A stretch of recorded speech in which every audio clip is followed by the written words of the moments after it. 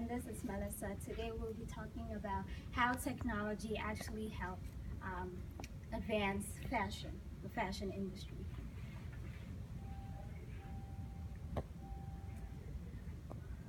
So before we get into the topic, I want you to imagine how maybe 1960s were. We didn't have YouTube, we didn't have Pinterest, and we didn't have all these great apps to help us get into the fashion world.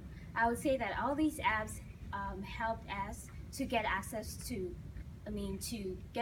companies to be able to advertise our product, or even if you create something, you'll be able to advertise it because of social media, and that is how these apps has helped us get access to the companies. So Melissa would talk about the video. So I want to introduce a little video by Alexa Chung, who, if you guys don't know, is a model turned fashion designer from the UK. And this is just a little brief video about a series she did for Vogue, where she kind of discussed what fashion is. And I think this video does a really good job of explaining, just in very briefly, what is fashion.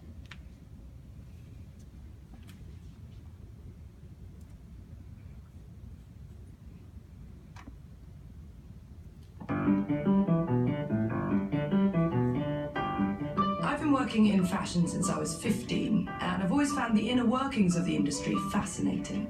As an art form, it has the power to create social change and challenge ideas of body image and sexuality. The thing that really bothers me, though, is that people are very dismissive of fashion in general. It comes across in a cliched way. It's considered frivolous or indulgent. I feel like the general public don't take it seriously enough. Oh my god, I wonder if they have that in my size. I'm kidding! That was a joke! The point is, fashion should be allowed to be fun and all of those things, but it shouldn't be defined by those ideas because it's also so many other things. I found the industry to be full of very hard-working people who take their jobs very seriously, and that's what I want to celebrate. So I hope that kind of gave you a better idea of what fashion is. A lot of people kind of assume it's one of those things that, you know, are kind of like only for girls or only like for frivolous, as she explained.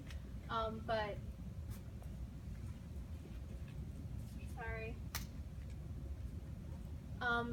films like The Devil Wears Prada, raise your hand if you've seen, of course.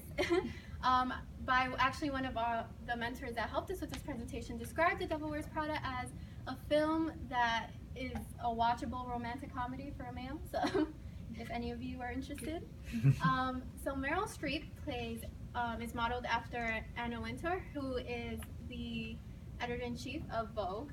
And I think this film does a good job of kind of, you know, explaining what the fashion is in that kind of context, right? So if you work for a magazine like Vogue, it's a bit different because you don't have the freedom that you have when you work for yourself, when you use technology for your own fashion.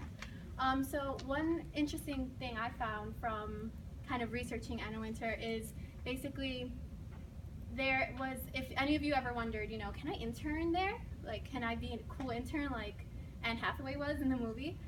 Actually, there was a lawsuit filed from interns to Condé Nast, who is the publisher of Vogue, because their interns were actually getting paid less than $1 a day and were working 10-hour days and doing work that basically any entry-level worker would do.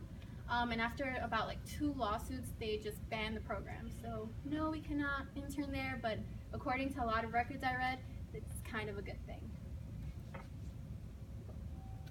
So now we're going to shift into the internet and technology and apps. So Instagram. I'm assuming a lot of you have Instagram. How many? If I show hands. That's actually less than I thought. But basically, Instagram has changed a lot. Not only in fashion, but Instagram has changed the way we communicate, right? Everything is instant now. Everyone kind of, this generation is about being instant. We can go out and, you know, party and everyone knows where we were and exactly what we wore at the same time that we did it. So how fashion contributes to Instagram is technically all these regular people like us can post outfits and we can, you know, tag what we're wearing, and you can make a business out of it. So I kind of want to introduce. So this is Ariel from Something Navy, which is a blog. And technically she kind of just shows what she wears and has over millions of followers. And this is Ingrid Nielsen, Miss Glamorazzi. She has interviewed Obama. She is a cover girl. She was a judge for Project Runway, and she just started off making videos. And this is the man repeller, Leandra Medine. A lot of you might have heard of her. She's very different, very fashion forward, and I think she's a great example of creativity. So now we're talking about the downside of technology. As we all know, there are always good sides and bad sides of everything. And I would say that for technology, it's obsession and being addicted to the apps that you use. Maybe like you really like Facebook, and every time you post your photo, people like it, and then you get like really happy. But then sometimes you want more. You want people to get to know you, right? You want to be famous. You want others to know that yes, you are also a fashionista. But sometimes that will get you to be addicted to these apps, which is not good. You will tend to how do I say? You tend to not be away from life in a way that you wouldn't be in that moment, like in life. You know, get to enjoy yourself, get to see nature, get to go out with your friends, because you're always on the phone. Nowadays, if you look around, even on the subway, everyone is on your phone, right? And that's the bad side to it. So then this is a video of a model who was really addicted to the internet, all because she wanted to be noticed, she wanted to be famous, and then she wanted people to get to know who she was. So we just play Few seconds of it. Yeah.